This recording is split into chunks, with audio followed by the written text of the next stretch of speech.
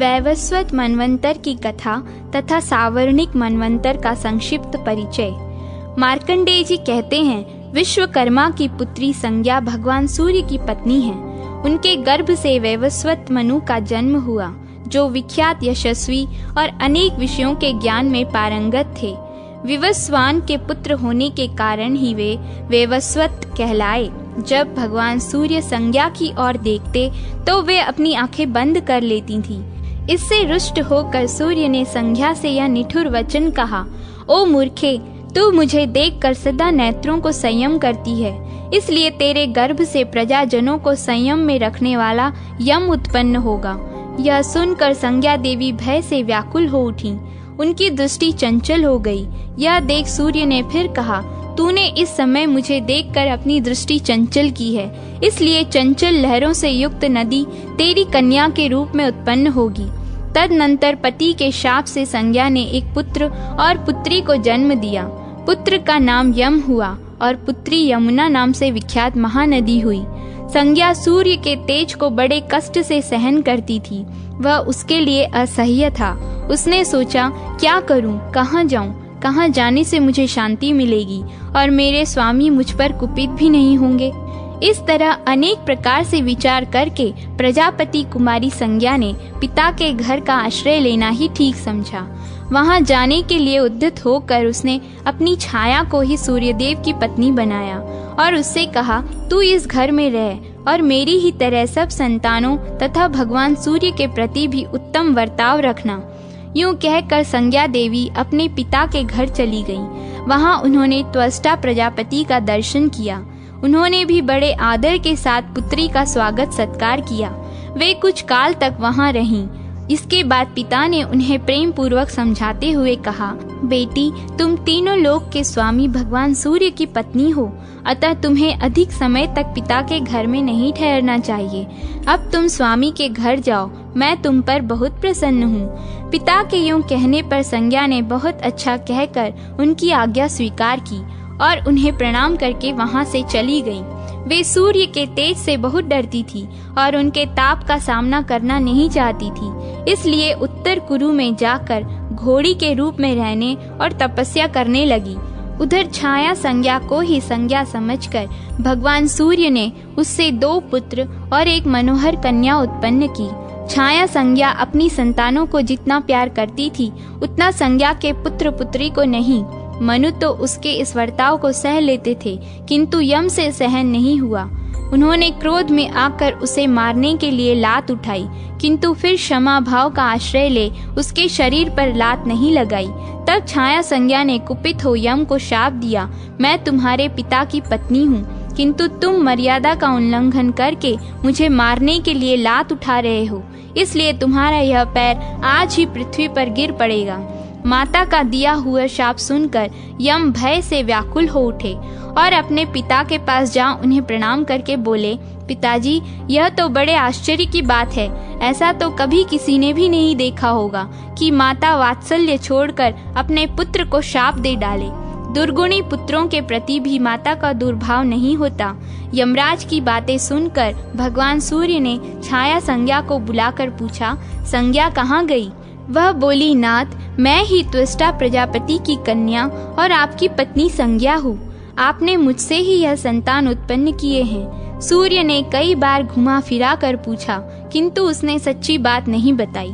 तब सूर्यदेव ने उसे शाप देने को उद्धत हुए। यह देख उसने सब बातें ठीक ठीक बता दी। असली बात का पता लगने पर भगवान सूर्य विश्वकर्मा के घर गए। विश्वकर्मा ने अपने घर पधारे हुए त्रिलोक पूजित सूर्यदेव का बड़ी भक्ति के साथ पूजन किया। फिर संज्ञा का पता पूछने पर उन्होंने कहा, भगवान, वह मेरे घर पर आई अवश्य थी, किंतु मैंने पुनः उसे आपके ही घर भेज दिया था। तब सूर्य ने समाधिस्थ होकर देखा, वह घोड़ी का रूप धारण करके उत्तर कुरु देश में तपस्या कर रही है।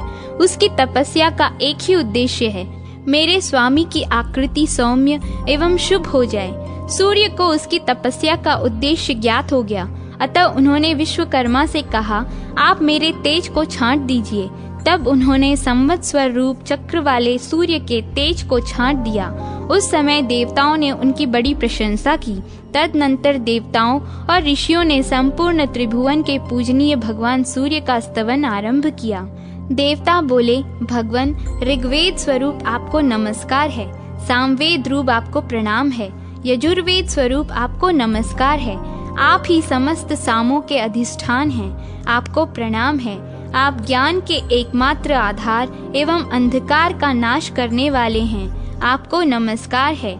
आपका स्वरूप शुद्ध ज्योतिर्मय है। आप स्वभाव से ही परम शुद्ध एवं निर्मलात्मा हैं, आपको प्रणाम है। आप सबसे महान, सर्वश्रेष्ठ, सबसे परे और साक्षात परमात्मा हैं। आपका स्वरूप संपूर्ण जगत में व्यापक है। आप सबके आत्मरूप हैं, आपको नमस्कार है। आप सबकी उत्पत्ति के कारण ज्ञान का चिंतन करने वाले पुरुषों के प्राप्तव्य स्थान सूर्य स्वरूप तथा प्रकाशात्म रूप हैं, आपको नमस्कार है। प्रभा का विस्तार करने वाले, आपको नमस्कार है। दिन की सृष्टि करने वाले, आपको प्रणाम है। रात्रि के हेतु भी आप ही हैं तथा संध्या और चांदनी की सृष्टि भी आप ही करते हैं, आपको नमस्कार है। भगवान, आप ही यह संपूर्ण जगत हैं। आप में ही चराचर प्राणियों सहित समस्त ब्रह्मांड ओतप्रोत है। अतएव ऊर्ध्व लोक में जब आप भ्रमण करते हैं तो आपके साथ यह ब्रह्मांड भी घूमता है।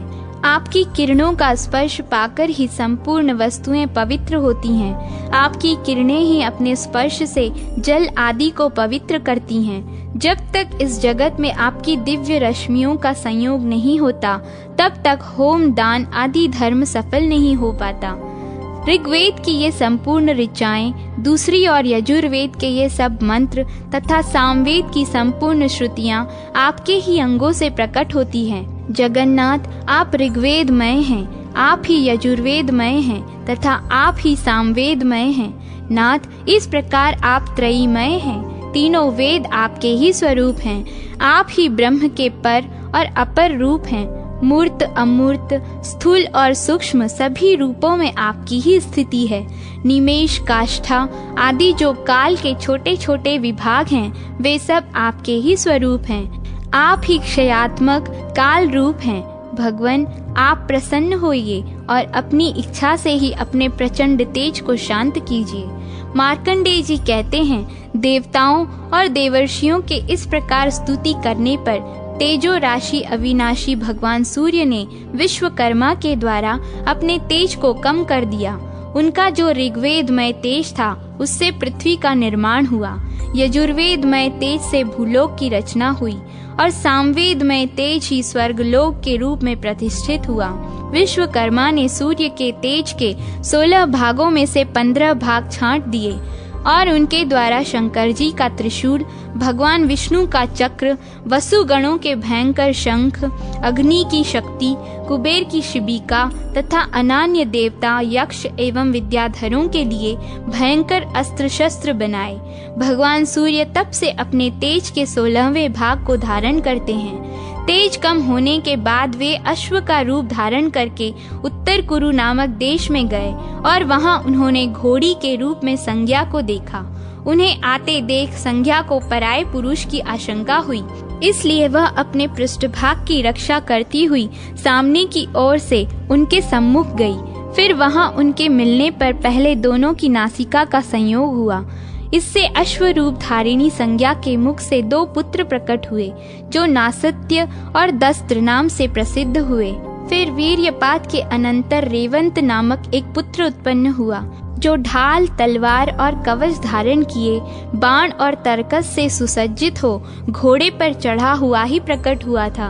तत्पश्चात भगवान सूर्य ने संज्ञा को अपने अनुपम स्वरूप का दर्शन कराया। उनके इस रूप को देखकर संज्ञा को बड़ी प्रसन्नता हुई। फिर उसने भी अपना रूप धारण कर लिया। तब सूर्यदेव अपनी प्रीतिमती पत्नी संज्ञा को साथ ले अपने निवास स्थान पर आए। भगवान सूर्य के जो प्रथम पुत्र थे, उनकी वैवस्वत नाम से प्रसिद्धि हुई। दूसरे पुत्र का नाम यम था। ये माता के शाप से ग्रस्त थे। पिता ने इनके शाप का अंत इस प्रकार किया था, कीड़े यम के पैर का मांस लेकर पृथ्वी पर गिर पड़ेंगे, फिर इनका पैर ठीक हो जाएगा। यम धर्म पर दृष्टि रखते थे और मित्र तथा शत्रु के प्रति उनका समान भाव था। अतः सूर्य ने प्रजाओं के धर्माधर्म का फल देने के लिए उन्हें यमराज के पद पर प्रतिष्ठित किया। यमुना कलिंद पर्वत के बीच से बहने वाली नदी हो गई। दोनों अश्विनी कुमार देवताओं के वैद्य नियुक्त किए गए। रेवंत को भी गुहियों का स्वामी बनाया गया। अब छाया संज्ञा के पुत्रों की जहाँ नियुक्ति हुई उसका हाल सुनो। छाया संज्ञा के ज्येष्ठ पुत्र का वर्ण वैवस्वत मनु के ही समान था, अतः वे सावर्णिक नाम से प्रसिद्ध हुए। वे ही 8वें मनु होंगे। उस समय राजा बलि इंद्र के पद पर प्रतिष्ठित रहेंगे। छाया के दूसरे पुत्र शनैश्चर को पिता ने ग्रहों के मध्यम में नियुक्त किया। तीसरी संतान तप्ती नाम की कन्या थी। उसने राजा संवरण को अपना स्वामी बनाया और उनसे कुरु नामक पुत्र को जन्म दिया। ये कुरु एक प्रसिद्ध राजा हुए। वैवस्वत मनवंतर में 8 देवगण माने गए हैं। उनके नाम इस प्रकार हैं: आदित्य, वसु, रुद्र, साध्य, विश्वेदेव, मरुत, भृगु तथा अंगिरा। इनमें आदित्य गण, मरुदगण तथा रुद्रगण कश्यप जी के पुत्र हैं। साध्य गण, वसु गण और विश्वेदेव गण ये धर्म के पुत्र हैं। भृगु गण भृगु के और अंगिरस गण महर्षि अंगिरा के पुत्र हैं। ब्राह्मण, यह सब मारीच सर्ग है। मिरिच इंदन कश्यप की संतान होने के कारण इन्हें मारीच कहते हैं। इस मनवंतर में जो इंद्र हैं उनका नाम ऊर्जस्वी है। ये महात्मा यज्ञ भाग के भोक्ता हैं। भूत, भविष्य और वर्तमान में जो इंद्र होते हैं उन सब का लक्षण एक सा ही समझना चाहिए। अब वर्तमान त्रिलोकी का वर्णन सुनो। भूरलोक तो यह पृथ्वी है। अंतरिक्ष को ध्रुलोक या भुवरलोक माना जाता है और दिव्य लोक को स्वर्गलोक कहते हैं। अत्रि, वशिष्ठ, कश्यप, गौतम, भरद्वाज, विश्वामित्र तथा जमदग्नि ये ही इस मनवंतर के सप्तऋषि हैं। इक्ष्वाकु, नृग, धृष्ट, शर्याति, नरीष्यंत, नाभाग, अरिष्ट, कुरुष और पृषद्र ये 9 वैवस्वत मनु के पुत्र कहे गए हैं। इस प्रकार मैंने तुमसे यह वैवस्वत मनवंतर का वर्णन किया है। इसका श्रवण और पाठ करने से मनुष्य सब पापों से छूट जाता है और महान पुण्य का भागी बनता है। कौष्टुकी बोले, महामुने, आपने स्वयंभू आदि 7 मनुओं का वर्णन किया तथा उनके मनवंतरों में जो देवता, राजा और मुनि हुए थे उनको भी बतलाया। इस कल्प में जो दूसरे 7 मनु होंगे उनका परिचय दीजिए तथा उनके मनवंतरों में जो देवता आदि होने वाले हैं उनका भी वर्णन कीजिए। मार्कंडेय जी ने कहा, ब्राह्मण, छाया संज्ञा के पुत्र सावर्णिका का नाम मैं तुम्हें बतला चुका हूँ। वे सब बातों में अपने बड़े भाई वैवस्वत मनु के ही समान हैं। वे ही 8वें मनु होंगे। परशुराम, व्यास, गालव, दीप्तिमान, कृप, ऋष्यशृंग तथा अश्वत्थामा ये 7 सावर्णी मनवंतर में सप्तऋषि होंगे। सुतपा, अमिताभ और मुख्य ये 3 देवगण होंगे। इनमें से प्रत्येक गण पृथक पृथक 20-20 देवताओं का समुदाय होगा। तपस्तप, शक्र, धुति, ज्योति, प्रभाकर, प्रभास, दयित, धर्म, तेज, रश्मि तथा वक्रतु आदि देवता सुतपागण के 20 देवताओं के अंतर्गत हैं। प्रभु, विभु और विभास आदि देवता अमिताभ नामक द्वितीय गण के 20 देवताओं के अंतर्गत हैं। तीसरे गण के जो 20 देवता हैं उनमें दम, दांत, रित, सोम और विंत आदि प्रधान हैं। ये मुख्य गण के देवता कहे गए हैं। ये सभी मनवंतर के स्वामी होंगे।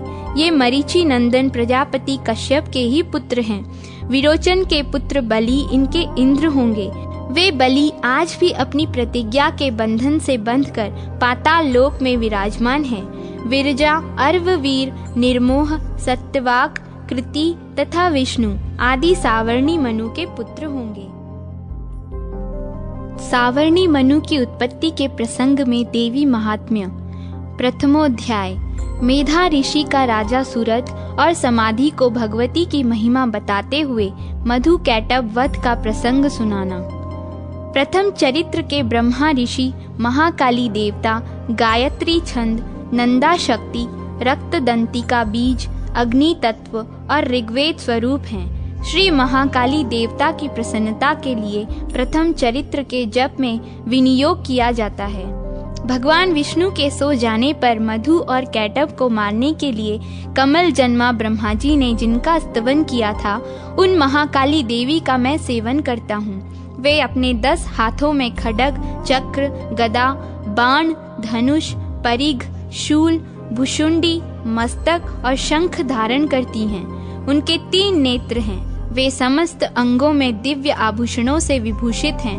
उनके शरीर की कांति नीलमणि के समान है तथा वे 10 मुख और 10 पैरों से युक्त हैं। मार्कंडेय जी बोले, सूर्य के पुत्र सावर्णी जो 8वें मनु कहे जाते हैं, उनकी उत्पत्ति की कथा विस्तार पूर्वक कहता हूँ, सुनो।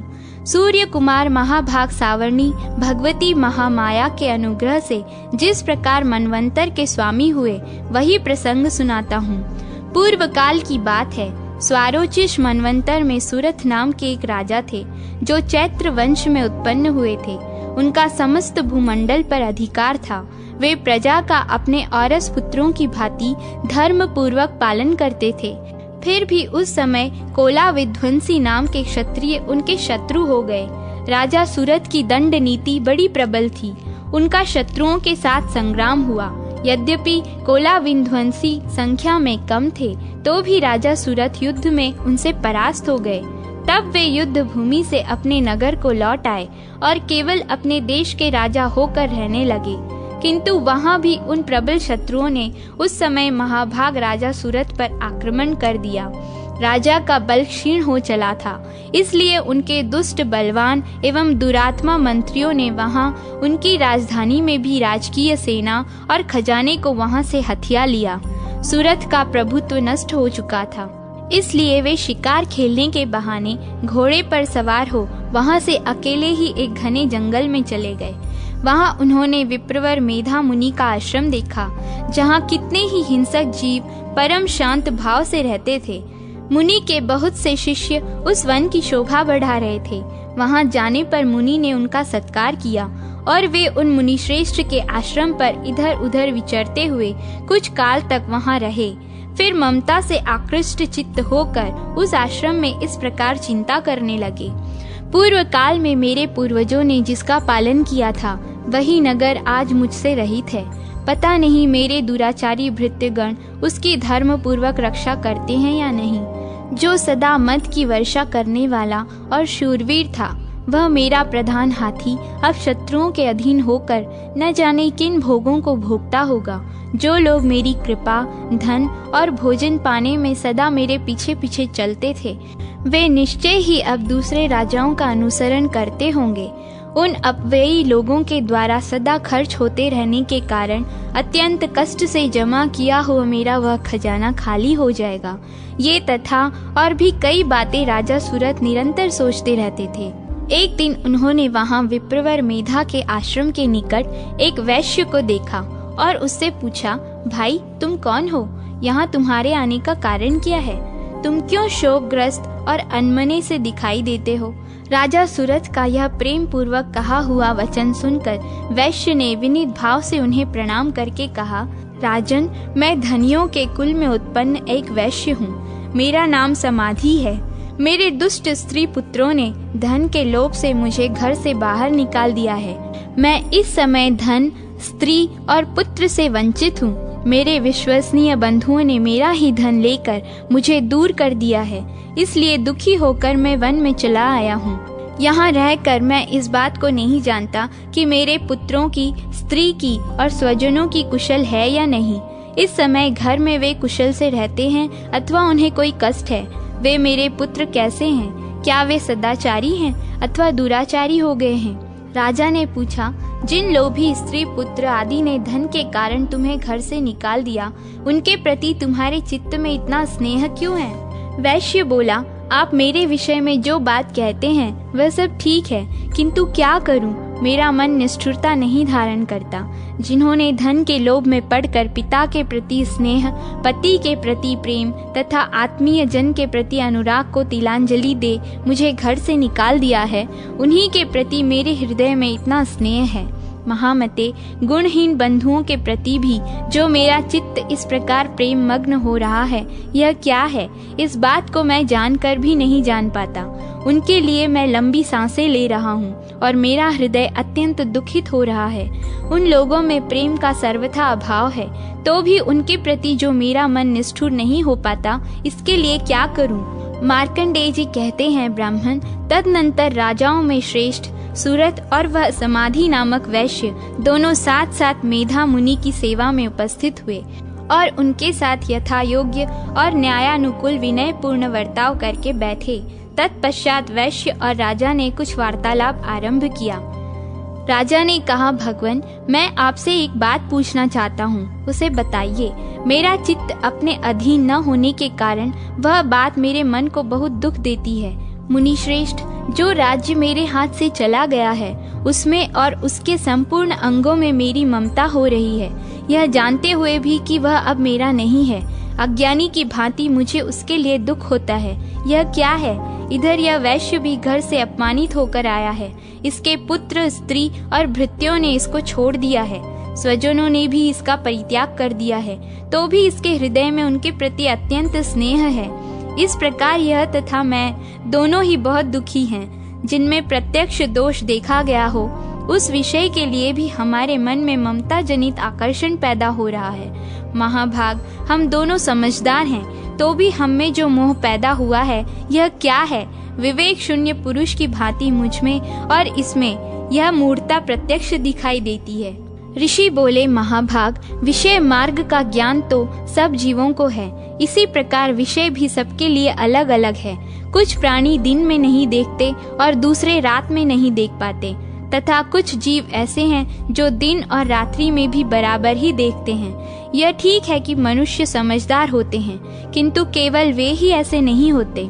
पशु, पक्षी और मृग आदि सभी प्राणी समझदार होते हैं। मनुष्यों की समझ भी वैसी ही होती है जैसी उन मृग और पक्षियों की होती है, तथा जैसी मनुष्यों की होती है वैसी ही उन मृग, पक्षी आदि की होती है। यह तथा अन्य बातें भी प्रायः दोनों में समान ही हैं। समझ होने पर भी इन पक्षियों को तो देखो, ये स्वयं भूख से पीड़ित होते हुए भी मोहवश बच्चों की चोंच में कितने चाव से अन्न के दाने डालते रहते हैं। नरश्रेष्ठ, क्या तुम नहीं देखते कि ये मनुष्य समझदार होते हुए भी लोभवश अपने किए हुए उपकार का बदला पाने के लिए पुत्रों की अभिलाषा करते हैं? यद्यपि उन सब में समझ की कमी नहीं है, तथापि वे संसार की स्थिति बनाए रखने वाले भगवती महामाया के प्रभाव द्वारा ममतामय भंवर से युक्त मोह के गहरे गर्त में गिराए जाते हैं। इसलिए इसमें आश्चर्य नहीं करना चाहिए। जगदीश्वर भगवान विष्णु की योग निद्रा रूपा जो भगवती माया है, उन्हीं से यह जगत मोहित हो रहा है। वे भगवती महामाया देवी ज्ञानियों के भी चित्त को बलपूर्वक खींचकर मोह में डाल देती है। वे ही इस संपूर्ण चराचर जगत की सृष्टि करती हैं, तथा वे ही प्रसन्न होने पर मनुष्यों को मुक्ति के लिए वरदान भी देती हैं। वे ही परा विद्या, संसार बंधन और मोक्ष की हेतु भूता सनातनी देवी तथा संपूर्ण ईश्वरों की भी अधीश्वरी हैं। राजा ने पूछा, भगवान, जिन्हें आप महामाया कहते हैं, वे देवी कौन हैं? ब्राह्मण, उनका आविर्भाव कैसे हुआ तथा उनके चरित्र कौन कौन हैं? ब्रह्मवेत्ताओं में श्रेष्ठ महर्षि उन देवी का जैसा प्रभाव हो, जैसा स्वरूप हो और जिस प्रकार प्रादुर्भाव हुआ हो, वह सब मैं आपके मुख से सुनना चाहता हूँ। ऋषि बोले, राजन, वास्तव में तो वे देवी नित्य स्वरूपा ही हैं। संपूर्ण जगत उन्हीं का रूप है तथा उन्होंने समस्त विश्व को व्याप्त कर रखा है। तथापि उनका प्राकट्य अनेक प्रकार से होता है, वह मुझसे सुनो। यद्यपि वे नित्य और अजन्मा हैं, तथापि जब देवताओं का कार्य सिद्ध करने के लिए प्रकट होती हैं, उस समय लोक में उत्पन्न हुई कहलाती हैं। कल्प के अंत में जब संपूर्ण जगत एकार्णव में निमग्न हो रहा था, उस समय प्रभु भगवान विष्णु शेषनाग की शैया बिछाकर योग निद्रा का आश्रय ले सो रहे थे। उस समय उनके कानों की मैल से दो भयंकर असुर उत्पन्न हुए, जो मधु और कैटभ के नाम से विख्यात थे। वे दोनों ब्रह्मा जी का वध करने को तैयार हो गए। भगवान विष्णु के नाभि कमल में विराजमान प्रजापति ब्रह्मा जी ने जब उन दोनों भयानक असुरों को अपने पास आया और भगवान को सोया हुआ देखा तो एकाग्रचित्त होकर उन्होंने भगवान विष्णु को जगाने के लिए उनके नेत्रों में निवास करने वाली योग निद्रा का स्तवन आरंभ किया, जो इस विश्व की अधीश्वरी, जगत को धारण करने वाली, संसार का पालन और संहार करने वाली तथा तेजस स्वरूप भगवान विष्णु की अनुपम शक्ति हैं। उन्हीं भगवती निद्रा देवी की भगवान ब्रह्मा स्तुति करने लगे। ब्रह्मा जी ने कहा, देवी तुम ही स्वाहा, तुम ही स्वधा और तुम ही वषटकार हो। स्वर भी तुम्हारे ही स्वरूप हैं। तुम ही जीवदायिनी सुधा हो।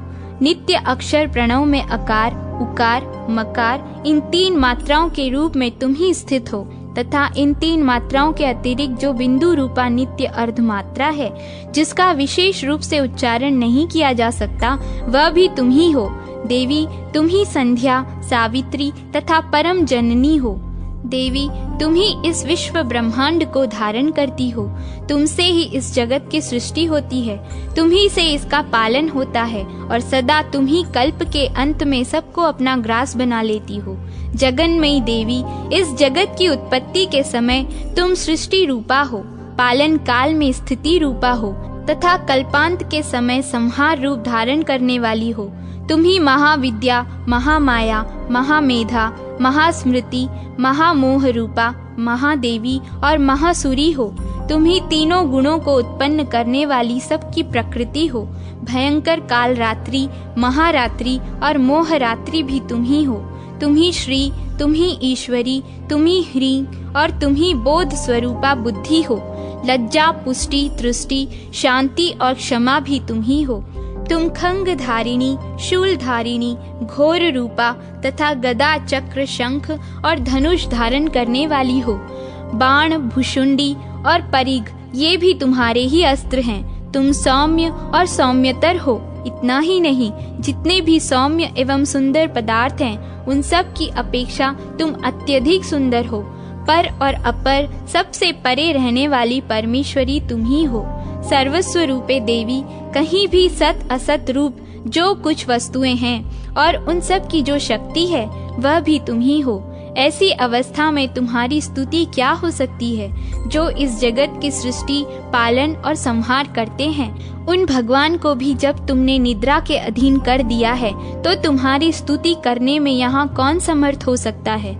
मुझको भगवान शंकर को तथा भगवान विष्णु को भी तुमने ही शरीर धारण कराया है, अतः तुम्हारी स्तुति करने की शक्ति किसमें है। देवी तुम तो अपने इन उदार प्रभावों से ही प्रशंसित हो। ये जो दोनों दुधर्ष, असुर मधु और कैटभ हैं, इनको मोह में डाल दो और जगदीश्वर भगवान विष्णु को शीघ्र ही जगा दो। साथ ही इनके भीतर इन दोनों महान असुरों को मार डालने की बुद्धि उत्पन्न करो। ऋषि कहते हैं, राजन, जब ब्रह्मा जी ने वहाँ मधु और कैटभ को मारने के उद्देश्य से भगवान विष्णु को जगाने के लिए तमोगुण की अधिष्ठात्री देवी योग निद्रा की इस प्रकार स्तुति की, तब वे भगवान के नेत्र, मुख, नासिका, बाहु, हृदय और वक्ष स्थल से निकलकर अव्यक्त जन्मा ब्रह्मा जी की दृष्टि के समक्ष खड़ी हो गई। योग निद्रा से मुक्त होने पर जगत के स्वामी भगवान जनार्दन उस एकार्णव के जल में शेषनाग की शैया से जाग उठे। फिर उन्होंने उन दोनों असुरों को देखा। वे दुरात्मा मधु और कैटभ अत्यंत बलवान तथा पराक्रमी थे और क्रोध से लाल आंखें किए ब्रह्मा जी को खा जाने के लिए उद्योग कर रहे थे। तब भगवान श्री हरि ने उठकर उन दोनों के साथ 5000 वर्षों तक केवल बाहु युद्ध किया। वे दोनों भी अत्यंत बल के कारण उन्मत्त हो रहे थे। इधर महामाया ने भी उन्हें मोह में डाल रखा था, इसलिए वे भगवान विष्णु से कहने लगे, हम तुम्हारी वीरता से संतुष्ट हैं, तुम हम लोगों से कोई वर मांगो। श्री भगवान बोले, यदि तुम दोनों मुझ पर प्रसन्न हो तो अब मेरे हाथ से मारे जाओ। बस इतना सा ही मैंने वर मांगा है, यहाँ दूसरे किसी वर से क्या लेना है। ऋषि कहते हैं, इस प्रकार धोखे में आ जाने पर जब उन्होंने संपूर्ण जगत में जल ही जल देखा, तब कमल नयन भगवान से कहा, जहाँ पृथ्वी जल में डूबी हुई न हो, जहाँ सूखा स्थान हो, वहीं हमारा वध करो। ऋषि कहते हैं, तब तथास्तु कहकर शंख चक्र और गदा धारण करने वाले भगवान ने उन दोनों के मस्तक अपनी जांघ पर रखकर चक्र से काट डाले। इस प्रकार ये देवी महामाया ब्रह्मा जी की स्तुति करने पर स्वयं प्रकट हुई थी। अब पुनः तुमसे उनके प्रभाव का वर्णन करता हूँ, सुनो। इस प्रकार श्री मार्कंडेय पुराण में सावर्णिक मनवंतर की कथा के अंतर्गत देवी महात्म्य में मधु कैटभ वध नामक पहला अध्याय पूरा हुआ। द्वितीय अध्याय, देवताओं के तेज से देवी का प्रादुर्भाव और महिषासुर की सेना का वध। ओम। मध्यम चरित्र के विष्णु ऋषि, महालक्ष्मी देवता, उष्णिक छंद, शाकंभरी शक्ति, दुर्गा बीज, वायु तत्व और यजुर्वेद स्वरूप हैं। श्री महालक्ष्मी की प्रसन्नता के लिए मध्यम चरित्र के पाठ में इनका विनियोग है। मैं कमल आसन पर बैठी हुई महिषासुर मर्दिनी भगवती महालक्ष्मी का भजन करता हूँ, जो अपने हाथों में अक्षमाला, फरसा, गदा, बाण, वज्र, पद्म, धनुष, कुंडिका, दंड, शक्ति, खंग, ढाल, शंख, घंटा, मधुपात्र, शूल, पाश और चक्र धारण करती हैं तथा जिनके श्री विग्रह की कांति मूंगे के समान लाल है। ऋषि कहते हैं, पूर्व काल में देवताओं और असुरों में पूरे 100 वर्षों तक घोर संग्राम हुआ था। उसमें असुरों का स्वामी महिषासुर था और देवताओं के नायक इंद्र थे। उस युद्ध में देवताओं की सेना महाबली असुरों से परास्त हो गई। संपूर्ण देवताओं को जीतकर महिषासुर इंद्र बन बैठा।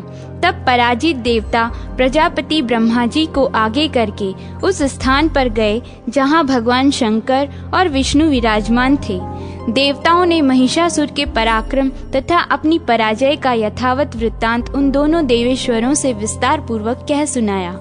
वे बोले, भगवान, महिषासुर सूर्य, इंद्र, अग्नि, वायु, चंद्रमा, यम, वरुण तथा अन्य देवताओं के भी अधिकार छीनकर स्वयं ही उसका अधिष्ठाता बन बैठा है। उस दुरात्मा महिष ने समस्त देवताओं को स्वर्ग से निकाल दिया है। अब वे मनुष्यों की भांति पृथ्वी पर विचरते हैं। दैत्यों की यह सारी करतूत हमने आप लोगों से कह सुनाई। अब हम आपकी ही शरण में आए हैं। उसके वध का कोई उपाय सोचिए। इस प्रकार देवताओं के वचन सुनकर भगवान विष्णु और शिव ने दैत्यों पर बड़ा क्रोध किया। उनकी भौहें तन गईं और मुंह टेढ़ा हो गया। तब अत्यंत कोप से भरे हुए चक्रपाणी श्री विष्णु के मुख से एक महान तेज प्रकट हुआ। इसी प्रकार ब्रह्मा, शंकर तथा इंद्र आदि अनान्य देवताओं के शरीर से भी बड़ा भारी तेज निकला। वह सब मिलकर एक हो गया। महान तेज का वह पुंज जाज्वल्यमान पर्वत सा जान पड़ा। देवताओं ने देखा, वहां उसकी ज्वालाएं संपूर्ण दिशाओं में व्याप्त हो रही थीं। संपूर्ण देवताओं के शरीर से प्रकट हुए उस तेज की कहीं तुलना नहीं थी। एकत्रित होने पर वह एक नारी के रूप में परिणत हो गया और अपने प्रकाश से तीनों लोकों में व्याप्त जान पड़ा। भगवान शंकर का जो तेज था, उससे उस देवी का मुख प्रकट हुआ। यमराज के तेज से उसके सिर में बाल निकल आए। श्री विष्णु भगवान के तेज से उसकी भुजाएं उत्पन्न हुईं। चंद्रमा के तेज से दोनों स्तनों का और इंद्र के तेज से मध्य भाग का प्रादुर्भाव हुआ। वरुण के तेज से जंघा और पिंडली तथा पृथ्वी के तेज से नितंब भाग प्रकट हुआ। ब्रह्मा के तेज से दोनों चरण और सूर्य के तेज से उनकी उंगलियां हुईं। वसुओं के तेज से हाथों की अंगुलियां और कुबेर के तेज से नासिका प्रकट हुई। उस देवी के दांत प्रजापति के तेज से और तीनों नेत्र अग्नि के तेज से प्रकट हुए थे। उसकी भौहें संध्या के और कान वायु के तेज से उत्पन्न हुए थे। इसी प्रकार अनान्य देवताओं के तेज से भी उस कल्याणमयी देवी का आविर्भाव हुआ। तदनंतर समस्त देवताओं के तेजः पुंज से प्रकट हुई देवी को देखकर महिषासुर के सताए हुए देवता बहुत प्रसन्न हुए। पिनाकधारी भगवान शंकर ने अपने शूल से एक शूल निकालकर उन्हें दिया। फिर भगवान विष्णु ने भी अपने चक्र से चक्र उत्पन्न करके भगवती को अर्पण किया। वरुण ने भी शंख भेंट किया। अग्नि ने उन्हें शक्ति दी और वायु ने धनुष तथा बाण से भरे हुए 2 तरकस प्रदान किए। सहस्त्र नेत्रों वाले देवराज इंद्र ने अपने वज्र से वज्र उत्पन्न करके दिया और ऐरावत हाथी से उतारकर एक घंटा भी प्रदान किया। यमराज ने कालदंड से दंड, वरुण ने पाश, प्रजापति ने स्फटिकाक्ष की माला तथा ब्रह्मा जी ने कमंडलू भेंट किया। सूर्य ने देवी के समस्त रोमकूपों में अपनी किरणों का तेज भर दिया। काल ने उन्हें चमकती हुई ढाल और तलवार दी। क्षीर समुद्र ने उज्जवल हार तथा कभी जीर्ण न होने वाले 2 दिव्य वस्त्र भेंट किए। साथ ही उन्होंने दिव्य चूड़ामणि, 2 कुंडल, कड़े उज्जवल अर्धचंद्र, सब बाहुओं के लिए केयूर, दोनों चरणों के लिए निर्मल नुपुर, गले की सुंदर हंसली और सब उंगलियों में पहनने के लिए रत्नों की बनी अंगूठियां भी दी। विश्वकर्मा ने उन्हें अत्यंत निर्मल फरसा भेंट किया। साथ ही अनेक प्रकार के अस्त्र और अभेद्य कवच दिए। इनके सिवा मस्तक और वक्ष स्थल पर धारण करने के लिए कभी न कुम्हलाने वाले कमलों की मालाएं दी। जल्दी ने भी उन्हें सुंदर कमल का फूल भेंट किया। हिमालय ने सवारी के लिए सिंह तथा भांति भांति के रत्न समर्पित किए। धनाध्यक्ष कुबेर ने मधु से भरा पान पात्र दिया तथा संपूर्ण नागों के राजा शेष ने, जो इस पृथ्वी को धारण करते हैं, उन्हें बहुमूल्य मणियों से विभूषित नागहार भेंट किया। इसी प्रकार अन्य देवताओं ने भी आभूषण और अस्त्र शस्त्र देकर देवी का सम्मान किया। तत्पश्चात उन्होंने बारंबार अट्टहास पूर्वक उच्च स्वर से गर्जना की। उनके भयंकर नाद से संपूर्ण आकाश गूंज उठा। देवी का वह अत्यंत उच्च स्वर से किया हुआ सिंहनाद कहीं समा न सका। आकाश उसके सामने लघु प्रतीत होने लगा। उससे बड़े जोर की प्रतिध्वनि हुई, जिससे संपूर्ण विश्व में हलचल मच गई और समुद्र कांप उठे। पृथ्वी डोलने लगी और समस्त पर्वत हिलने लगे। उस समय देवताओं ने अत्यंत प्रसन्नता के साथ सिंह वाहिनी भवानी से कहा, देवी तुम्हारी जय हो। साथ ही महर्षियों ने भक्ति भाव से विनम्र होकर उनका स्तवन किया। संपूर्ण त्रिलोकी को क्षोभग्रस्त देख दैत्यगण अपनी समस्त सेना को कवच आदि से सुसज्जित कर हाथों में हथियार ले सहसा उठकर खड़े हो गए।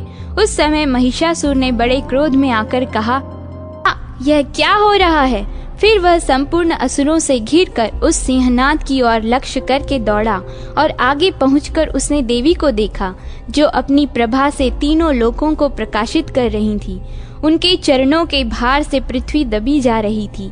माथे के मुकुट से आकाश में रेखा सी खींच रही थी तथा वे अपने धनुष की टंकार से 7 पातालों को शुद्ध किए देती थी।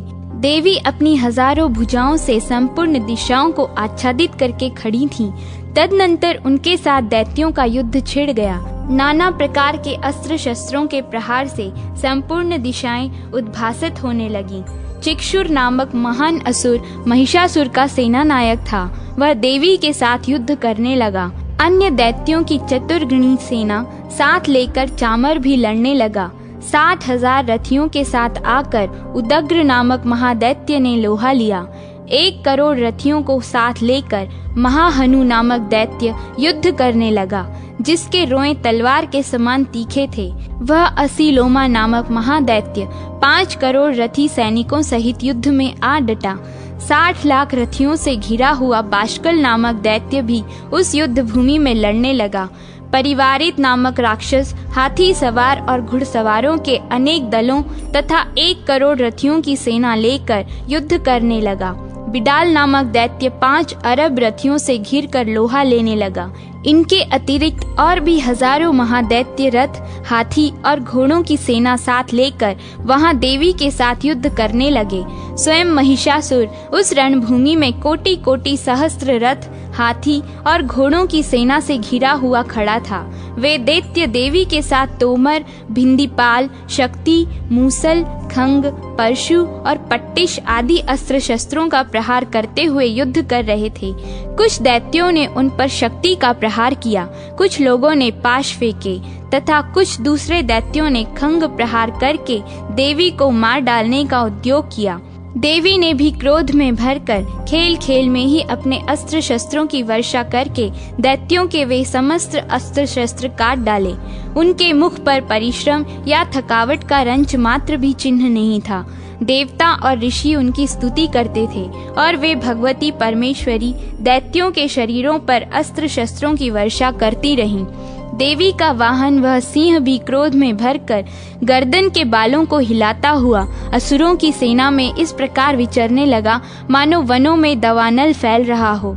रणभूमि में दैत्यों के साथ युद्ध करती हुई अंबिका देवी ने जितने निश्वास छोड़े वे सभी तत्काल सैकड़ों हजारों गणों के रूप में प्रकट हो गए और परशु, भिंडीपाल, खड्ग तथा पट्टिश आदि अस्त्रों द्वारा असुरों का सामना करने लगे। देवी की शक्ति से बढ़े हुए वे गण असुरों का नाश करते हुए नगाड़ा और शंख आदि बाजे बजाने लगे।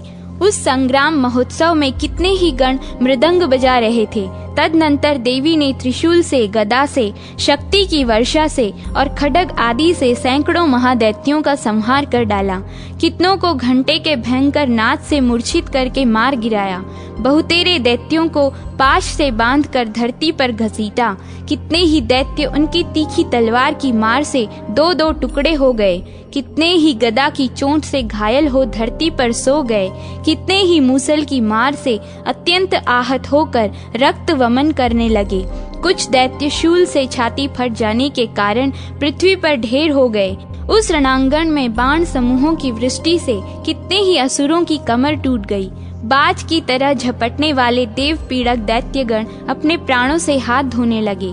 किन्हीं की बाहें छिन्न भिन्न हो गईं, कितनों की गर्दनें कट गईं।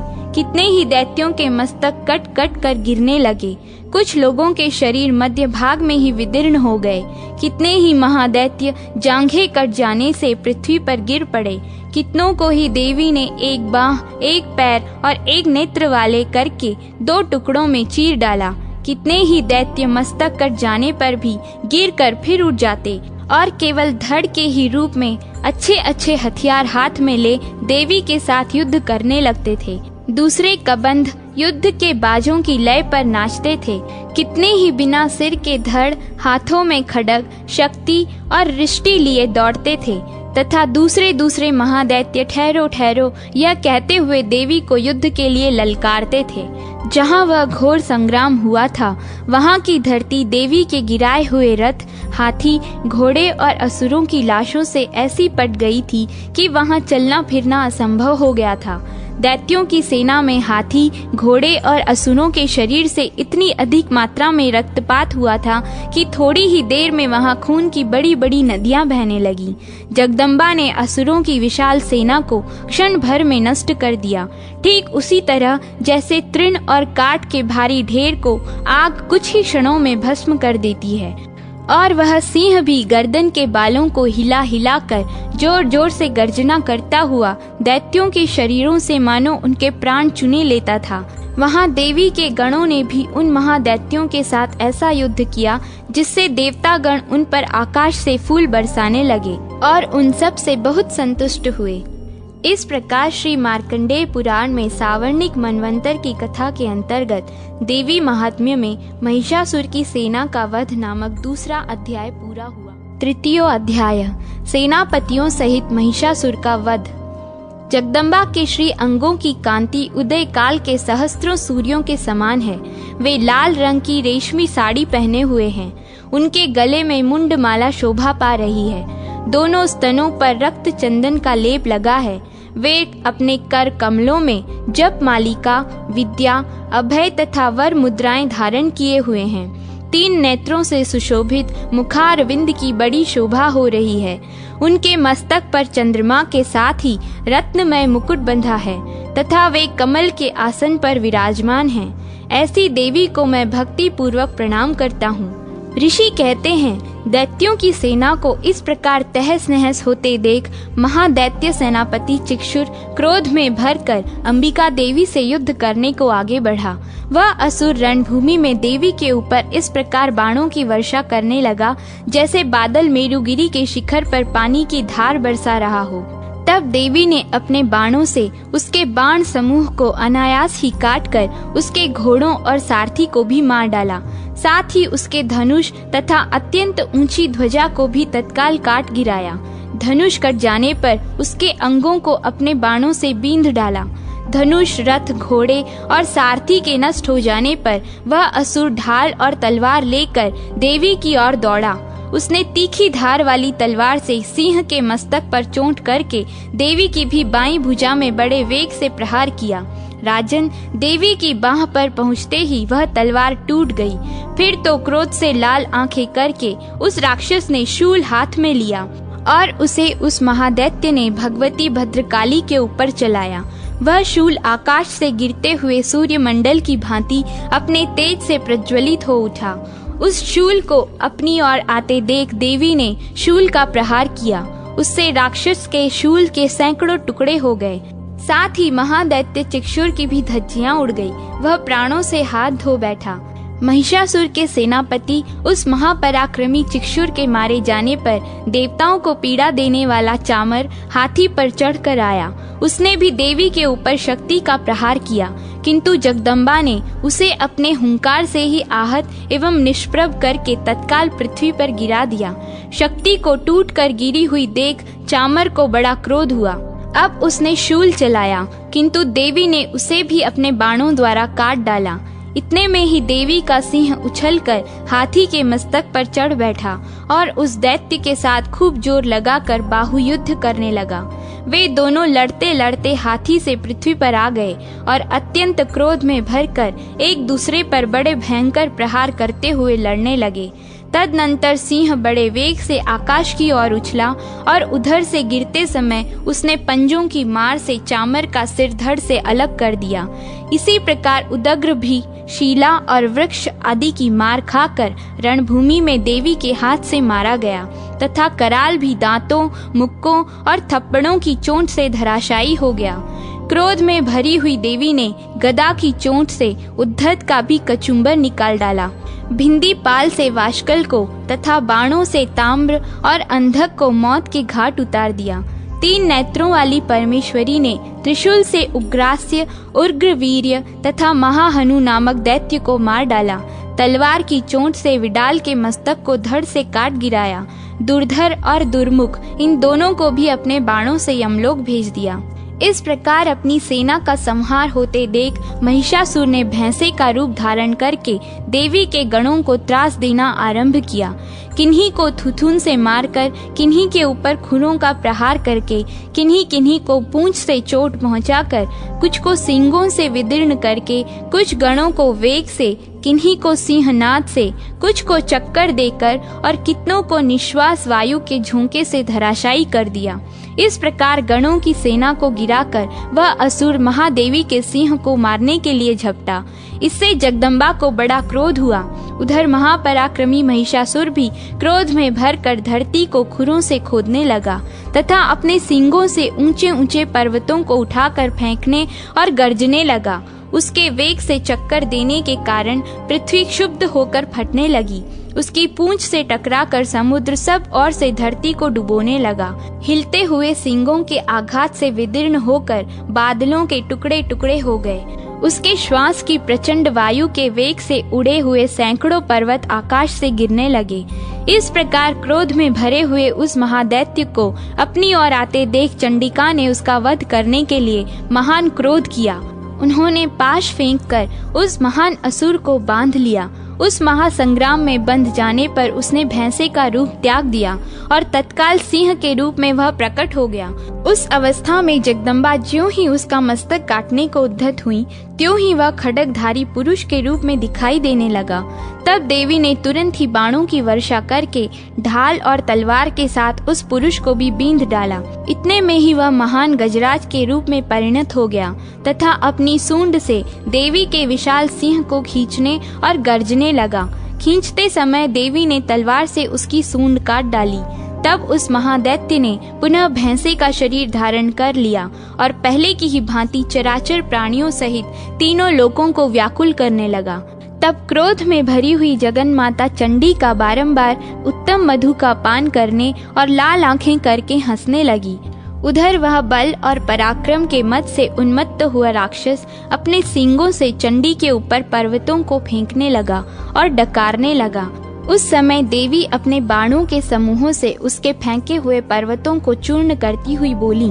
बोलते समय उनका मुख मधु के मद से लाल हो रहा था और वाणी लड़खड़ा रही थी। देवी ने कहा, ओ मूढ़, मैं जब तक मधु पीती हूँ तब तक तू क्षण भर के लिए खूब गर्ज ले। मेरे हाथ से यहीं तेरी मृत्यु हो जाने पर अब शीघ्र ही देवता भी गर्जना करेंगे। ऋषि कहते हैं, यूं कहकर देवी उछली और उस महादैत्य के ऊपर चढ़ गईं। फिर अपने पैर से उसे दबाकर उन्होंने शूल से उसके कंठ में आघात किया। अभी आधे शरीर से ही वह बाहर निकलने पाया था कि देवी ने अपने प्रभाव से उसे रोक दिया। आधा निकला होने पर भी वह महादैत्य देवी से युद्ध करने लगा। तब देवी ने बहुत बड़ी तलवार से उसका मस्तक काट गिराया। फिर तो हाहाकार करती हुई दैत्यों की सारी सेना भाग गई तथा संपूर्ण देवता अत्यंत प्रसन्न हो गए। देवताओं ने दिव्य महर्षियों के साथ दुर्गा देवी का स्तवन किया। गंधर्व राज गान करने लगे तथा अप्सराएं नृत्य करने लगीं। इस प्रकार श्री मार्कंडेय पुराण में सावर्णिक मनवंतर की कथा के अंतर्गत देवी महात्म्य में महिषासुरवध नामक तीसरा अध्याय पूरा हुआ। चतुर्थो अध्याय, इंद्रादि देवताओं द्वारा देवी की स्तुति। सिद्धि की इच्छा रखने वाले पुरुष जिनकी सेवा करते हैं तथा देवता जिन्हें सब ओर से घेरे रहते हैं, उन जया नाम वाली दुर्गा देवी का ध्यान करें। उनके श्री अंगों की आभा काले मेघ के समान श्याम है। वे अपने कटाक्षों से शत्रु समूह को भय प्रदान करती हैं। उनके मस्तक पर आबद्ध चंद्रमा की रेखा शोभा पाती है। वे अपने हाथों में शंख, चक्र, कृपाण और त्रिशूल धारण करती हैं। उनके 3 नेत्र हैं। वे सिंह के कंधे पर चढ़ी हुई हैं और अपने तेज से तीनों लोकों को परिपूर्ण कर रही हैं। ऋषि कहते हैं, अत्यंत पराक्रमी दुरात्मा महिषासुर तथा उसकी दैत्य सेना के देवी के हाथ से मारे जाने पर इंद्र आदि देवता प्रणाम के लिए गर्दन तथा कंधे झुकाकर उन भगवती दुर्गा का उत्तम वचनों द्वारा स्तवन करने लगे। उस समय उनके सुंदर अंगों में अत्यंत हर्ष के कारण रोमांच हो आया। संपूर्ण देवताओं की शक्ति का समुदाय ही जिनका स्वरूप है तथा जिन देवी ने अपनी शक्ति से संपूर्ण जगत को व्याप्त कर रखा है, समस्त देवताओं और महर्षियों की पूजनिया उन जगदम्बा को हम भक्ति पूर्वक नमस्कार करते हैं। वे हम लोगों का कल्याण करें। जिनके अनुपम प्रभाव और बल का वर्णन करने में भगवान शेषनाग, ब्रह्मा जी तथा महादेव जी भी समर्थ नहीं है, वे भगवती चंडी का संपूर्ण जगत का पालन एवं अशुभ भय का नाश करने का विचार करें।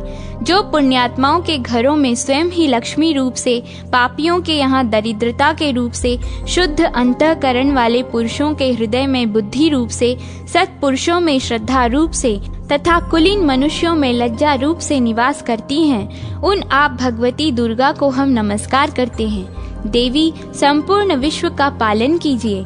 देवी, आपके इन अचिंत्य रूप का, असुरों का नाश करने वाले भारी पराक्रम का तथा समस्त देवताओं और दैत्यों के समक्ष युद्ध में प्रकट किए हुए आपके अद्भुत चरित्रों का हम किस प्रकार वर्णन करें। आप संपूर्ण जगत की उत्पत्ति में कारण हैं। आप में सत्व गुण, रजोगुण और तमोगुण, ये तीनों गुण मौजूद हैं, तो भी दोषों के साथ आपका संसर्ग नहीं जान पड़ता। भगवान विष्णु और महादेव जी आदि देवता भी आपका पार नहीं पाते। आप ही सबका आश्रय हैं। यह समस्त जगत आपका अंशभूत है, क्योंकि आप सबकी आदिभूत अव्याकृता परा प्रकृति हैं। देवी, संपूर्ण यज्ञों में जिसके उच्चारण से सब देवता तृप्ति लाभ करते हैं, वह स्वाहा आप ही हैं। इसके अतिरिक्त आप पितरों की भी तृप्ति का कारण हैं। अतएव सब लोग आपको स्वधा भी कहते हैं। देवी, जो मोक्ष की प्राप्ति का साधन है, अचिंत्य महाव्रत स्वरूपा है, वह समस्त दोषों से रहित, जितेंद्रिय, तत्व को ही सार वस्तु मानने वाले तथा मोक्ष की अभिलाषा रखने वाले मुनिजन जिसका अभ्यास करते हैं, वह भगवती परा विद्या आप ही हैं। आप शब्द स्वरूपा हैं। अत्यंत निर्मल ऋग्वेद, यजुर्वेद तथा उद्दित के मनोहर पदों के पाठ से युक्त सामवेद का भी आधार आप ही हैं। आप देवी तीनों वेद और भगवती ऐश्वर्यों से युक्त हैं। इस विश्व की उत्पत्ति एवं पालन के लिए आप ही वार्ता के रूप में प्रकट हुई हैं। आप संपूर्ण जगत की घोर पीड़ा का नाश करने वाली हैं। देवी, जिससे समस्त शास्त्रों के सार का ज्ञान होता है, वह मेधा शक्ति आप ही हैं। दुर्गम भवसागर से पार उतारने वाली नौका रूप दुर्गा देवी भी आप ही हैं। आपकी कहीं भी आसक्ति नहीं है। कैटभ के शत्रु भगवान विष्णु के वक्ष स्थल में एकमात्र निवास करने वाली भगवती लक्ष्मी तथा भगवान चंद्रशेखर द्वारा सम्मानित गौरी देवी भी आप ही हैं। आपका मुख मंद मुस्कान से सुशोभित, निर्मल, पूर्ण चंद्रमा के बिंब का अनुकरण करने वाला और उत्तम सुवर्ण की मनोहर कांति से कमनीय है। तो भी उसे देखकर महिषासुर को क्रोध हुआ और सहसा उसने उस पर प्रहार कर दिया। यह बड़े आश्चर्य की बात है। देवी, वही मुख जब क्रोध से युक्त होने वाले उदयकाल के चंद्रमा की भांति लाल और तनी हुई भौहों के कारण विकराल हो उठा, तब उसे देखकर जो महिषासुर के प्राण तुरंत ही निकल गए, वह उससे भी बढ़कर आश्चर्य की बात है, क्योंकि क्रोध में भरे हुए यमराज को देखकर भला कौन जीवित रह सकता है। देवी, आप प्रसन्न हो। परमात्मा स्वरूप आपके प्रसन्न होने पर जगत का अभ्युदय होता है और क्रोध में भर जाने पर आप तत्काल ही कितने कुलों का सर्वनाश कर डालती हैं। यह सब बात अभी अनुभव में आई है, क्योंकि महिषासुर की यह विशाल सेना क्षण भर में आपके कोप से नष्ट हो गई है। सदा अभ्युदय प्रदान करने वाली आप जिन पर प्रसन्न रहती हैं, वे ही देश में सम्मानित हैं। उन्हीं को धन और यश की प्राप्ति होती है। उन्हीं का धर्म कभी शिथिल नहीं होता तथा वे ही अपने हष्टपुष्ट स्त्री पुत्र और भृत्यों के साथ धन्य माने जाते हैं। देवी, आपकी ही कृपा से पुण्यात्मा पुरुष प्रतिदिन अत्यंत श्रद्धापूर्वक सदा सब प्रकार के धर्मानुकूल कर्म करता है और उसके प्रभाव से स्वर्गलोक में जाता है। इसलिए आप तीनों लोकों में निश्चय ही मनोवांछित फल देने वाली हैं। माँ दुर्गे, आप स्मरण करने पर सब प्राणियों का भय हर लेती हैं और स्वस्थ पुरुषों द्वारा चिंतन करने पर उन्हें परम कल्याणमयी बुद्धि प्रदान करती हैं। दुख, दरिद्रता और भय हरने वाली देवी, आपके सिवा दूसरी कौन है जिसका चित्त सबका उपकार करने के लिए सदा ही दयार्द्र रहता हो। देवी, इन राक्षसों के मारने से संसार को सुख मिले तथा ये राक्षस चिरकाल तक नरक में रहने के लिए भले ही पाप करते रहे हों, इस समय संग्राम में मृत्यु को प्राप्त होकर स्वर्गलोक में जाएं, निश्चय ही यही सोचकर आप शत्रुओं का वध करती हैं। आप शत्रुओं पर शस्त्रों का प्रहार क्यों करती हैं? समस्त असुरों को दृष्टिपात मात्र से ही भस्म क्यों नहीं कर देती? इसमें एक रहस्य है। ये शत्रु भी हमारे शस्त्रों से पवित्र होकर उत्तम लोकों में जाएं, इस प्रकार उनके प्रति भी आपका विचार अत्यंत उत्तम रहता है। खड्ग के तेज पुंज की भयंकर दीप्ति से तथा आपके त्रिशूल के अग्रभाग की घनीभूति प्रभा से चौंधिया कर जो असुरों की आंखें फूट नहीं गईं, उसमें कारण यही था कि वे मनोहर रश्मियों से युक्त चंद्रमा के समान आनंद प्रदान करने वाले आपके इस सुंदर मुख का दर्शन करते थे। देवी, आपका शील दुराचारियों के बुरे बर्ताव को दूर करने वाला है। साथ ही यह रूप ऐसा है जो कभी चिंतन में भी नहीं आ सकता और जिसकी कभी दूसरों से तुलना भी नहीं हो सकती, तथा आपका बल और पराक्रम तो उन दैत्यों का भी नाश करने वाला है जो कभी देवताओं के पराक्रम को भी नष्ट कर चुके थे। इस प्रकार आपने शत्रुओं पर भी अपनी दया ही प्रकट की है। वरदायिनी देवी, आपके इस पराक्रम की किससे तुलना हो सकती है तथा शत्रुओं को भय देने वाला एवं अत्यंत मनोहर ऐसा रूप भी आपके सिवा और कहाँ है? हृदय में कृपा और युद्ध में निष्ठुरता, ये दोनों बातें तीनों लोकों के भीतर केवल आप में ही देखी गई हैं। माता, आपने शत्रुओं का नाश करके इस समस्त त्रिलोकी की रक्षा की है।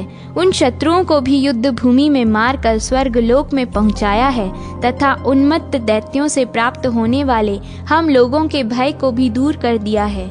आपको हमारा नमस्कार है। देवी, आप शूल से हमारी रक्षा करें।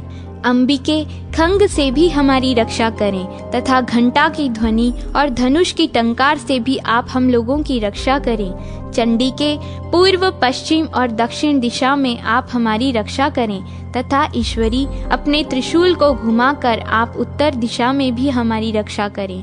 तीनों लोकों में आपके जो परम सुंदर एवं अत्यंत भयंकर रूप विचरते रहते हैं, उनके द्वारा भी आप हमारी तथा इस भूलोक की रक्षा करें।